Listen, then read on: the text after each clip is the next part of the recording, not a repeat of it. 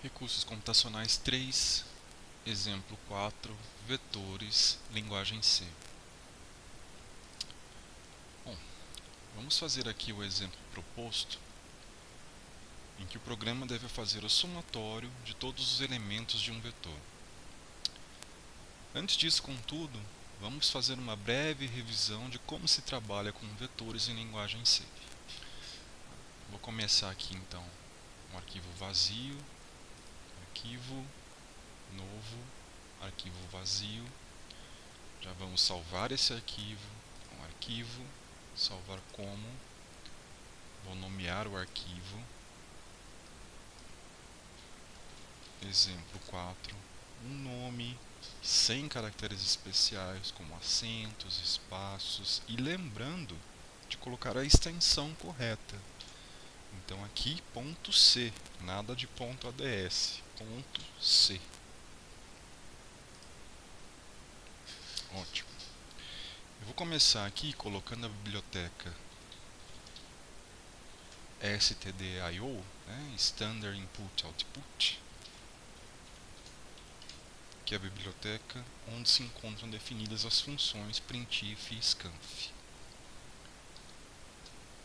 Agora o corpo principal do meu programa, então eu vou definir a função main, certo? Criei a função main do tipo int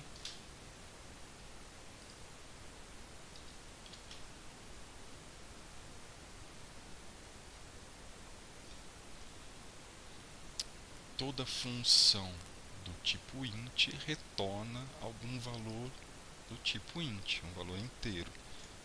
Então eu já vou colocar aqui um return 0, ponto e vírgula, para encerrar a instrução. Ótimo.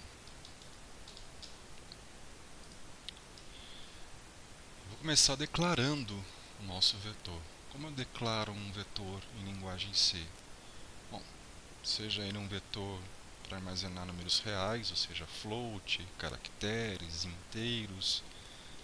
Então, começo definindo o tipo do vetor, assim como eu faço uma declaração de variável qualquer. Um nome para o vetor, por exemplo, vet. E eu vou agora, entre colchetes, definir o tamanho desse vetor. Tá? O que a gente está fazendo aqui é uma alocação estática de memória. Então, já estou definindo um tamanho máximo que o meu vetor vai ter.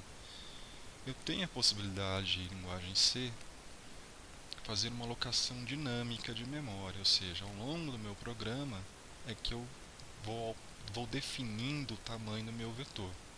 Tá? Mas aqui a gente vai trabalhar da forma mais simples, que é a alocação estática. Então, o meu vetor vet vai ter, por exemplo, 5 elementos no máximo.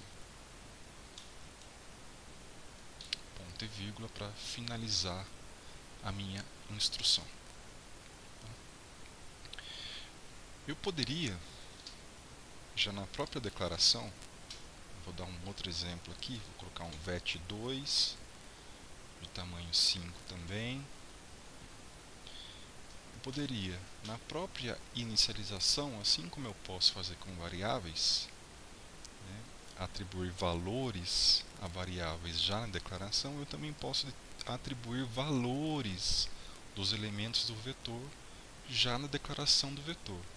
Como eu faço isso? Então, vet2 de tamanho 5 é igual.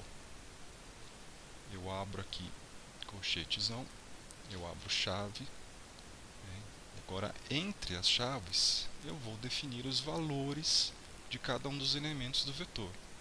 Por exemplo, só para simplificar aqui, eu vou pôr na sequência então, os números de 1 a 5, os 5 elementos do vetor. Finalizo novamente com um ponto e vírgula.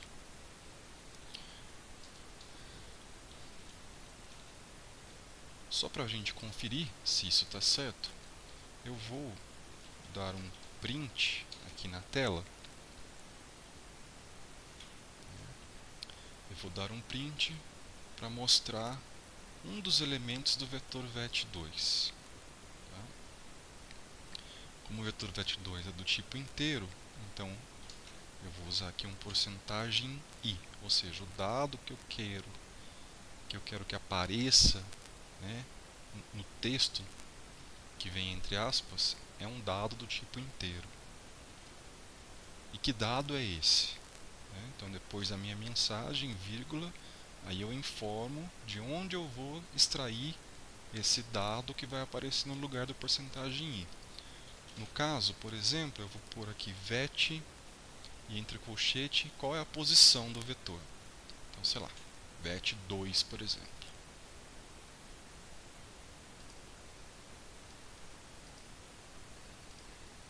Ponto e vírgula no final do printf. Vamos já rodar isso aqui para ver o que vai acontecer. Teve um errinho. Ah, sim, faltou aqui stdio, faltou a extensão, ponto .h. Vamos lá de novo. Então eu vou aqui em build and run, compila e já roda ao mesmo tempo. Opa, o que aconteceu aqui? Apareceu um número completamente estranho. Por que esse número completamente estranho apareceu? Vejam que eu coloquei aqui vet e não vet2 aqui no printf. E o elemento da posição 2 do vetor vet que eu declarei aqui ainda não está definido, né? Nós não inicializamos o vetor vet. Então ele pegou um lixo de memória aqui. Eu vou fechar, vou corrigir aqui, vou colocar vet2, agora sim. Vamos lá, build and run de novo. Tá lá. Apareceu o valor 3, que é esse valor aqui. Por que não apareceu o valor 2 e sim o 3? Já que eu pus posição 2. Essa aqui não é a terceira posição? Não, essa aqui não é a terceira posição. Lembrando que em linguagem C, a primeira posição de um vetor é sempre a posição 0. Então o número 1 está na posição 0, o número 2 está na posição 1, o número 3 está na posição 2. Por isso, apareceu o 3 aqui como resultado desse printf. Legal. E se eu quiser, ao longo do meu programa, alterar o valor, né, de um dos elementos do vetor? Então, antes de imprimir aqui vet2 posição 2, eu vou alterar o valor do elemento que está na posição 2 do vetor 2. Como é que eu posso fazer isso? Então, eu venho aqui e faço isso. Vet, que é o meu vetor, posição 2. Então, o elemento da posição 2 do vetor agora vai receber o valor 100, por exemplo. Então, eu atribuí 100 à posição 2 do meu vetor. Então, a hora que eu imprimir aqui, executar esse printf, deve aparecer 100 na tela. Vamos ver. Opa, mesmo erro cometi de novo, né? Ao invés de vet2, eu pus vet. Então, vamos lá, vet2, agora sim, build and run novamente, e agora sim, valor 100, porque eu acabei de alterar o valor antes do printf. Bom, legal. Tá, mas como é que eu faço para pedir para um usuário digitar cada um dos elementos do vetor, para eu preencher o meu vetor? Por exemplo, o vetor vet, que ainda não está preenchido, né? Bom, eu faço isso da seguinte forma. Vamos apagar só isso aqui.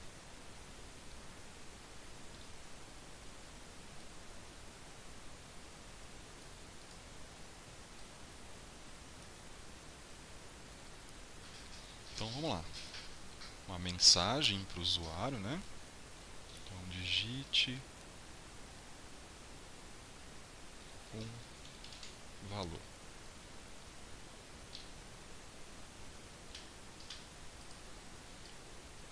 E depois da mensagem, o usuário vai digitar um valor.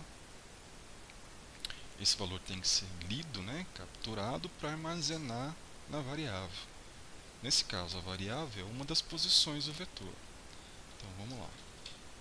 Vou usar o comando scanf. Vou informar que tipo de dado está sendo lido. Nesse caso é um dado do tipo inteiro, porque o vetor é do tipo inteiro. E onde eu quero armazenar. Então, por exemplo, o endereço do vetor v. Tá, só que o vetor vet, desculpa, só que o vetor vet tem 5 posições, então eu tenho que dizer em que posição eu quero armazenar. Então, por exemplo, posição 0, que é a primeira posição. Bom, com isso, o usuário digita alguma coisa, eu armazeno na posição 0. Bom, se eu quiser agora fazer a mesma coisa para a posição 1, eu repito o procedimento. Agora muda aqui para a posição 1. E assim por diante, certo? Bom, para um vetor com 5 elementos, ótimo, dá para colocar 5 vezes essas duas instruções. Mas para um vetor com 100 elementos, eu não vou colocar 100 vezes essas duas instruções no meu programa. Eu preciso repetir essas duas instruções 100 vezes. Então, a maneira mais prática é usar uma estrutura de repetição.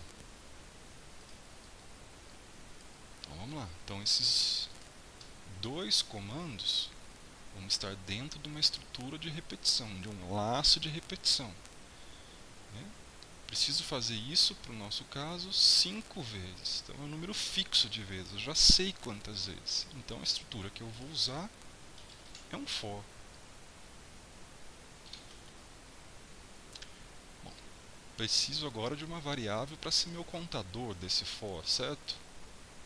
Então, na mesma declaração aqui do vet, eu vou colocar aqui um i. Então, uma variável i do tipo inteiro para ser o meu contador. Esse contador i, eu inicializo em 0. Por que eu inicializo em 0? Porque a primeira posição do vetor é a posição 0.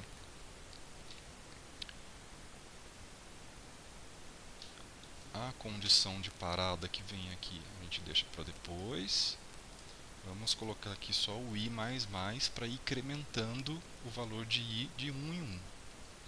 Bom, um vetor com 5 elementos começa na posição 0 e a última posição é a posição 4.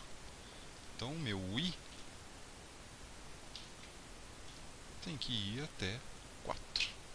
Então, como o i começa em 0, eu vou incrementando o i até que o i chegue ao valor 4. Bom, preciso aqui colocar entre as chaves agora as duas instruções que ficam nesse laço de repetição, certo? Bom, e agora, aqui onde está 0, o que eu devo colocar? Aqui onde está 0, eu vou colocar justamente o meu contador, o meu i. Quando o i começa em 0, o valor digitado pelo usuário vai para a posição 0 do vetor vet. Aí o i é incrementado e passa a valer 1. Então, aí o valor digitado pelo usuário vai para a posição 1 do vetor. O i é incrementado, passa a valer 2. Então, o valor digitado pelo usuário vai para a posição 2 do vetor. E assim por diante, até a última posição, que é a posição 4. Certo? Vamos conferir isso. Como que eu faço para conferir isso? Bom, eu posso imprimir todo o vetor na tela para conferir se os números que estão no vetor conferem com os números digitados. Como que eu imprimo o valor de um vetor na tela? A gente já fez isso. Printf porcentagem i. Eu vou colocar aqui um /n para pular a linha, para imprimir um número abaixo do outro. Tá? Vet 0, por exemplo. Então, da posição 0 do vetor, eu vou buscar o dado, a informação que vai aparecer no lugar desse porcentagem i. Tá. Depois eu faço um printf para a posição 1, um outro para a posição 2 e assim por diante, certo? Bom, mais ou menos, né? Preciso repetir o mesmo comando um certo número de vezes. Então, de novo, aqui eu vou usar um laço, né, uma estrutura de repetição. Vou de novo usar o for, esse mesmo for aqui, a mesma construção.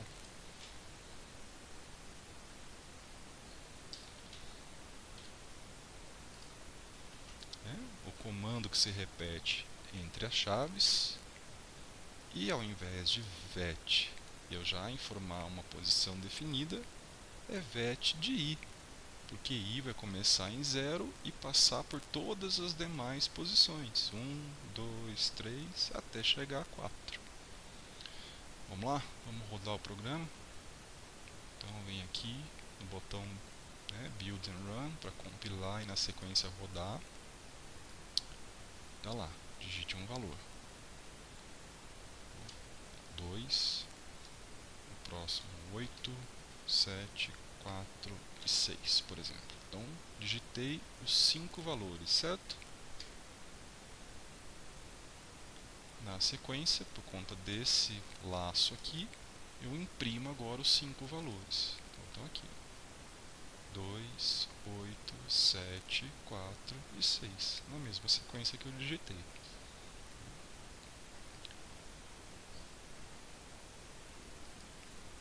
Aqui no primeiro printf, onde eu estou lendo os valores, eu posso fazer um pouquinho melhor. Posso fazer o seguinte: digite um valor para a posição porcentagem i e aqui vírgula i. Ou seja, o que vai aparecer na tela? Quando o i vale 0, vai aparecer a mensagem: digite um valor para a posição 0 do vetor. I++, i passa a valer 1. Quando o i está valendo 1, vai aparecer: digite um valor para a posição 1 do vetor. E assim por diante. Vamos lá, vamos conferir. Então está lá, ó, para a posição 0, posição 1, posição 2, posição 3, posição 4. E assim termina, né? Nosso vetor tem 5 números, então da posição 0 até a posição 4. Bom, legal. Só lembrando aqui como é que a gente trabalha com vetores, né? Entrada e saída de vetores. Mas vamos ao exemplo propriamente dito. Eu preciso, então, depois de ter lido os elementos do vetor, eu preciso somá-los, certo? Legal. Vou começar aqui declarando uma variável somatório, para armazenar o somatório, que eu inicializo em 0, o elemento neutro do somatório. Legal. Bom, e como é que eu somo os elementos do vetor? Agora, ao invés de imprimir aqui o vetor, eu vou fazer esse somatório. Então, eu preciso, ao somatório, adicionar um elemento do vetor, por exemplo, o elemento 0. E o resultado disso eu armazeno na própria variável somatório, certo? Legal. Depois eu adiciono o elemento da posição 1, depois eu adiciono o elemento da posição 2 e assim por diante. Então, o que eu posso fazer? Troco aqui por i e ponho isso dentro de um laço, de novo. Então, quando o i vale 0, então eu estou pegando o elemento da posição 0 do meu vetor e adicionando ao somatório. Aí o i++, e passa a valer 1. Então eu estou pegando o elemento da posição 1 do vetor e adicionando o somatório. Assim por diante, até o elemento da posição 4. Só para conferir, vamos dar um printf aqui do somatório.